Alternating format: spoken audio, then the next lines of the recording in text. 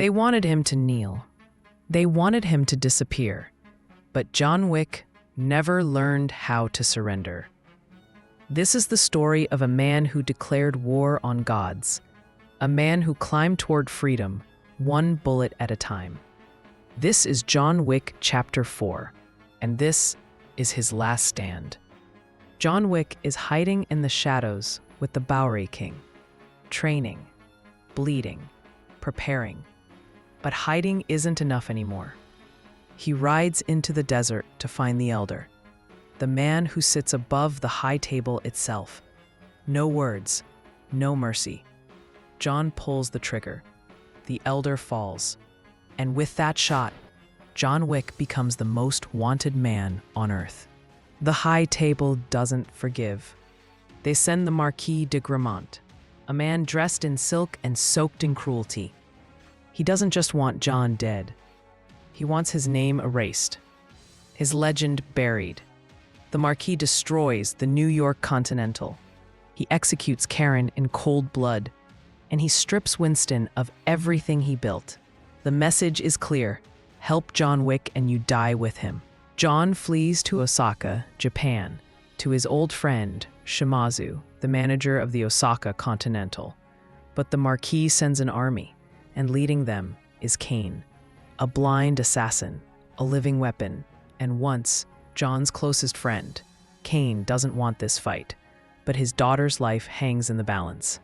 The Osaka Continental explodes into violence. Swords clash, bullets fly, glass shatters like rain. Shimazu fights to the end and falls. John escapes, but the cost keeps rising. To challenge the Marquis, John must rejoin his family, the Ruska Roma, but first, he must prove himself. He's sent to Berlin to kill Killa Harkin, a mountain of a man ruling a neon-soaked nightclub. What follows is chaos. Bodies flying, music pounding, fists crashing like hammers. John fights through an army, and when Killa finally falls, John earns his way back. He's no longer excommunicado. He's a man with one last shot at freedom. Winston offers John the only way out, an old-world duel, pistols at dawn. If John wins, he's free. If he loses, the Marquis claims everything. But there's one problem. John has to survive the night first, and Paris becomes a war zone. A Arc de Triomphe, cars spinning, bullets raining, John weaving through traffic like a ghost. Then, an abandoned building, a top-down ballet of death. Every room, every kill, one unbroken shot. And finally, the staircase. 222 steps to Sacré-Cœur.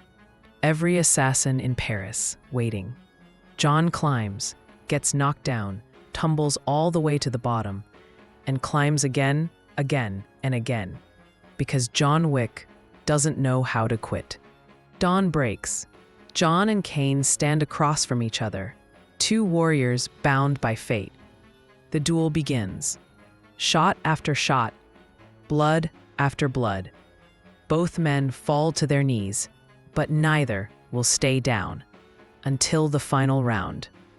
The Marquis, arrogant and foolish, steps forward to finish John himself. Big mistake. John fires. The Marquis drops. John Wick is finally free. John collapses on the steps of Sacré-Cœur. The sunrise paints the sky gold. He whispers one name, Helen, and for the first time in years, John Wick smiles. Later, in New York, Winston and the Bowery King stand before a grave. Loving husband. That's all it says, because beneath the legend, the violence, the bloodshed, John Wick was just a man who loved his wife. And now, he's home. But in the shadows of Paris, Caine walks alone. Akira, daughter of Shimazu, steps from the darkness. Revenge is never truly over. John Wick, Chapter 4. A legend ends, but some stories never die. If you loved this breakdown, Hit that like button and subscribe for more cinematic deep dives. John Wick didn't just fight for freedom. He fought to remind us all that some men can't be broken. See you in the next one.